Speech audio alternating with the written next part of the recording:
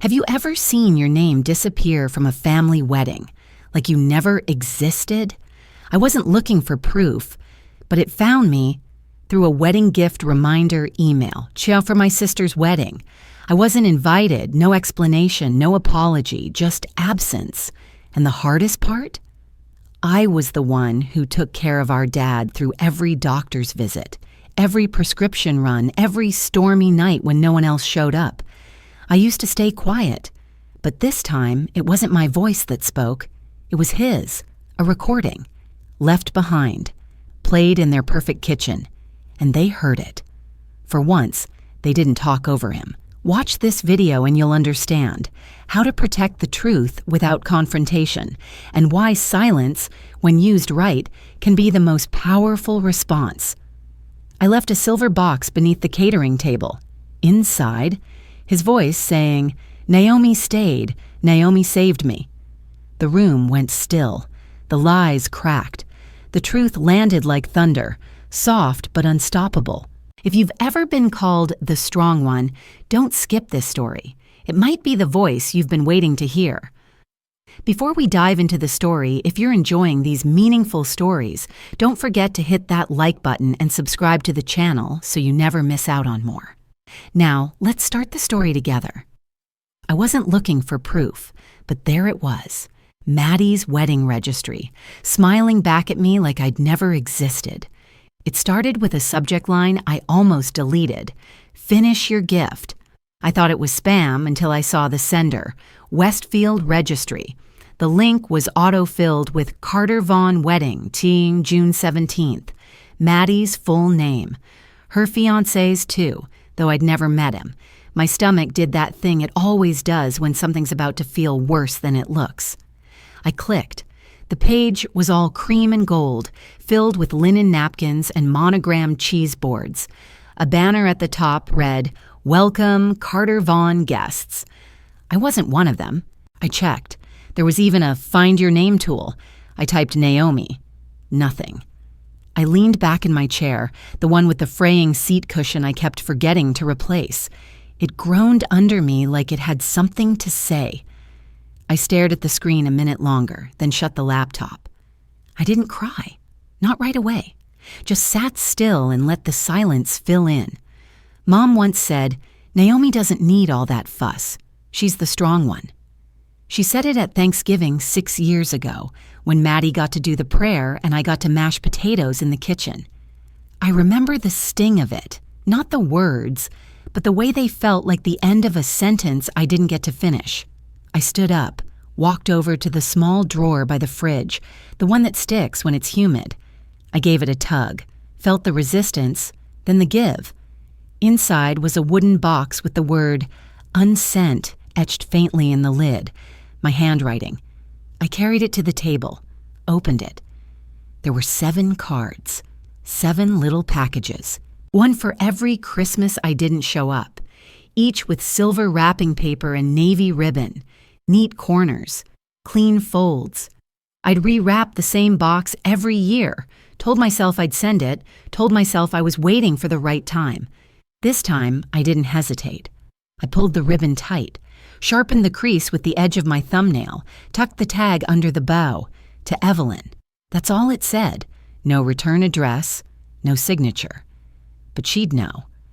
I whispered to the empty room, "This time it goes home." I didn't have a seat at the table, but I still had something to place on it. The porch light still flickered, like it couldn't decide whether to welcome or warn me. I parked a block away just past the row of trimmed hedges that used to scrape my car mirrors when I still lived here. The walk up the street felt longer than I remembered. The summer heat pressed against my skin like a hand that didn't want to let go. Crickets chirped. Somewhere nearby, a sprinkler hissed in rhythmic bursts. Dad once joked, "This light only stays on for family," while replacing the bulb that never quite fixed the flicker. I wondered if he knew it would outlive him, still doing that same unsure dance. The house looked like it had dressed up for company. Chalkboard signs leaned against flower pots, reading, "Welcome Carter Vaughn guests," in curvy gold lettering, Lawn chairs were set up in tidy rows, and a string of lights blinked across the back fence like fireflies, too perfect to be real. I kept the box tucked tight under my arm as I stepped onto the porch. The wood creaked under my weight. Same board, same sound. Through the front window, I caught a glimpse of Maddie spinning slowly in her dress, arms lifted like she was dancing with no one in particular. The hem brushed the floor, lace trailing like sea foam. Behind her, the wall where our family photos once hung had changed. The photo of Dad and me at the state fair, gone. In its place, Maddie, Mom, and Lucas all wearing pastels, smiling into some shared inside joke. I was a ghost here. They had done the haunting. I didn't knock. I walked around back, careful to avoid the hydrangeas Mom always overwatered. The patio looked smaller, or maybe I had just grown too far away from it. The grill stood silent. Dad used to flip burgers here every 4th of July, humming along to Bruce Springsteen with a spatula in hand. The air smelled like baked ham, lemon candles, and those white lilacs that bloomed wild along the fence line. Some scents you don't forget. They find their way back even when you don't want them to. I crouched near the lemonade cooler, under the edge of the catering table. Plates clinked behind the kitchen screen door. Voices rose and fell like waves. I placed the silver box down gently. Same wrapping, same ribbon, only now the folds were sharper. I pressed the tag flat. To Evelyn. Open when it matters most. I didn't cry. I didn't knock things over. I just stood for a moment, letting the sounds of celebration blur into background hum. Then I turned to go. From the kitchen, a boy's voice asked, "Who left this?" I didn't stop. Behind me, the porch light flickered again, then held steady. I was halfway to the car when I heard him. Dad. Through the open kitchen window, his voice came through like a breeze. Gentle, certain, unedited by time. It stopped me cold on the walkway. I didn't turn. I didn't move. I just listened. If Naomi's listening, she did right by me. The screen door must have swung open behind Lucas. I imagined him standing there barefoot, lemonade glass still sweating in his hand, curiosity sharper than good sense. He must have found the box under the catering table, the silver wrapping, the ribbon, the tag. None of it screamed, "Keep out." Maybe that was the point. He'd opened it, slid out the small USB and plugged it into the speaker dock on the kitchen island. Dad's voice filled the house without warning. It was the recording, the one I made in his final week, sitting beside his hospice bed while the windows rattled with April rain. He hadn't known I was recording, but I told him later, and he nodded. "Good," he said. "Some truths deserve a second chance." His voice continued, warm but weathered. "If Naomi ever hears this, I want her to know she was the one who stayed, the one who saw me, the one who saved me." Through the window, I could see them. Evelyn holding a wooden spoon mid-stir, frozen. Maddie beside her, a slice of cake half lifted to her mouth. Lucas leaned over the counter, eyes wide. No one spoke. The kitchen light buzzed gently. Somewhere, a clock ticked in rhythm with Dad's voice. "I know what they told you, honey. I know they made it sound like you left us behind. But that's not the truth. You were the only one who showed up. Every week, every checkup, every pharmacy run, every stupid radio game, it was you. And I want you to hear it. Out loud, because maybe I didn't say it enough when I could."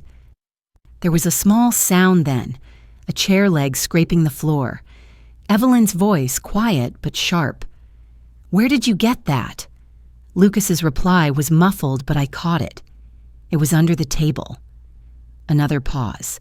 Then Maddie. "Why would she bring this now?" Evelyn, almost to herself. "Because we never let her bring it before." The silence that followed felt heavier than grief. Dad's voice came one last time, the volume lower but the words clearer than ever. "This is the record. You don't get to erase what happened. No thunder, no tears, just truth, broadcast into the space that had tried to silence it." I stood there on the path, my keys in one hand, a chill running down my arms despite the summer heat. I didn't turn around. I didn't need to. They heard him. And for once, they didn't talk over him. There wasn't an empty seat with my name on it, because there wasn't a seat at all. From where I stood, just outside the side gate, I could see everything through the gauzy curtains Evelyn had probably ordered in bulk. The backyard had been transformed overnight.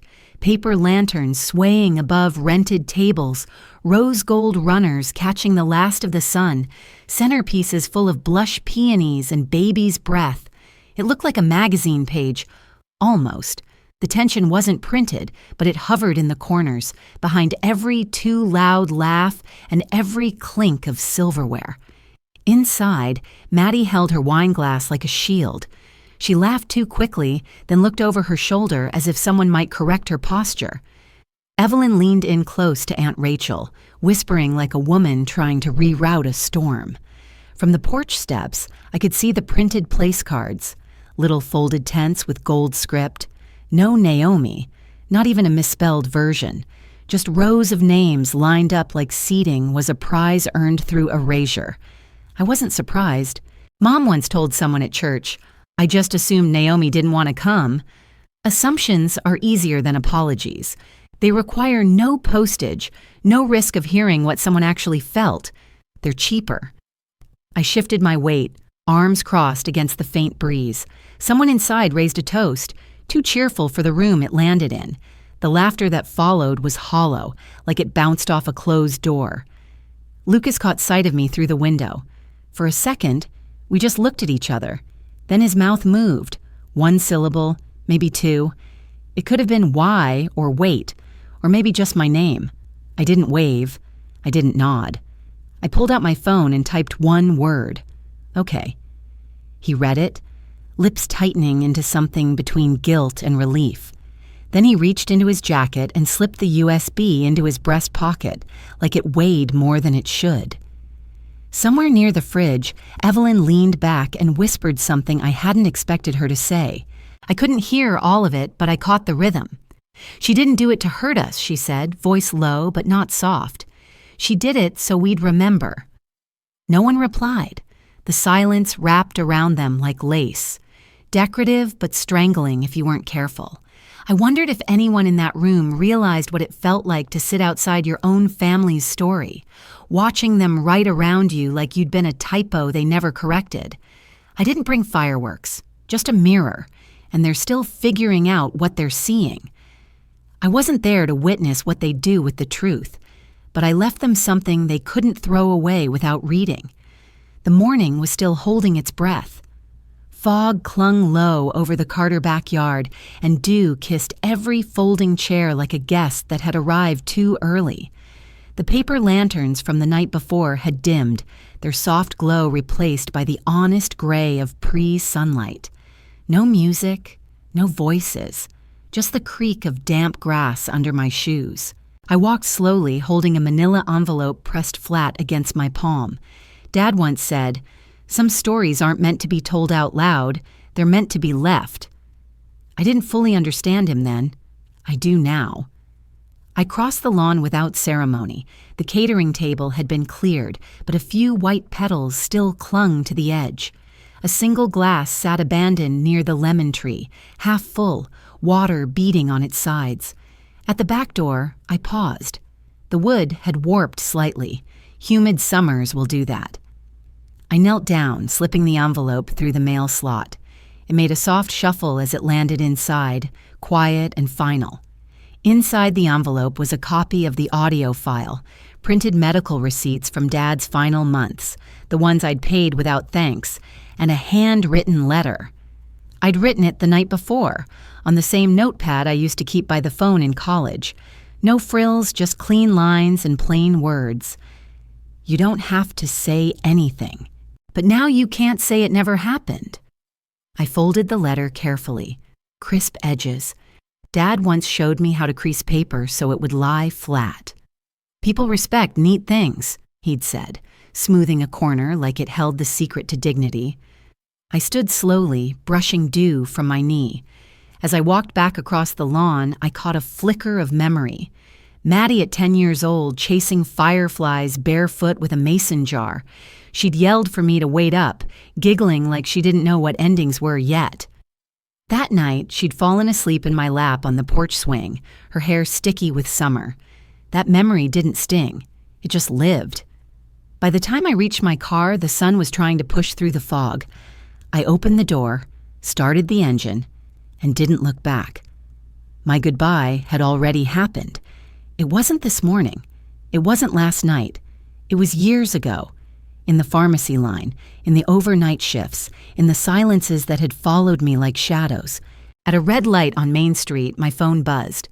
"Lucas, can I ask you something?" I didn't answer right away. Some things deserve a pause. I didn't want to be remembered as the sister who showed up uninvited. I wanted to be remembered as the one who stopped pretending. The Forks Diner lot was empty. Even the blinking, open 24 hours sign had taken the day off. A handwritten paper taped to the glass read, "Closed for private event. Congrats, Maddie and Lucas," in pastel marker. I parked around the back near the employee entrance, the way Dad used to when he didn't want to take up a front row spot. The sun was hot on the windshield, slicing across the dashboard in long, steady bars. I reached into the brown paper bag beside me and unwrapped the turkey sandwich. White bread, extra mayo, pickle on the side. It tasted exactly the same, like something that had stayed mine.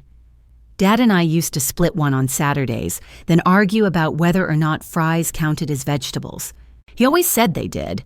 I'd roll my eyes, and he'd wink like he knew he wasn't winning, but also wasn't wrong. I finished half the sandwich before reaching into the glove compartment. The recorder was still there, worn edges, a chipped corner. I pressed play. "You did right, kiddo." His voice was rough, half swallowed by time, but it was his. Just 5 words, left behind like breadcrumbs for a version of me I hadn't fully become yet. I didn't cry. I just let the silence wrap around it after it ended, like it needed room to breathe. A light knock on the driver's side window startled me. I turned. A woman in a burgundy apron stood outside, tray tucked under one arm. Her hair was pulled back, sunglasses perched on top like she'd forgotten they were there. She peered through the window and smiled softly when I lowered it halfway. "Naomi, right?" she asked. "From the night shift?" I nodded. She didn't ask anything else, didn't offer sympathy or gossip or small-town niceties. She just smiled again and gave me a little wave. I smiled back. That was enough. After she walked off, I leaned back in my seat and let the heat of the sun soak into my skin. My phone buzzed once in the cup holder. A text from Lucas. It was a photo. The wedding cake. 3 tiers, buttercream frosting, and perched on the very top, a figurine. 2 sisters in matching dresses, holding hands. I stared at it for a long time, not out of anger, not out of sentiment, just long enough to feel it. Then I turned the screen over, face down. I didn't come to change the ending. I came to remind them how it started. And maybe, just maybe, that would be enough. Some people wait for an apology. I stopped waiting the day I chose to remember who I was before the silence. Sometimes family isn't about who puts your name on a place card. It's about who remembers how you showed up, quietly and fully, even when no one saved you a seat. There's power in walking away with your story intact, and even more in leaving behind the proof that you mattered. As my dad used to say, you don't have to shout the truth, just leave it where they can find it. If this story touched something in you, feel free to share your thoughts. Your quiet strength might help someone else find theirs too.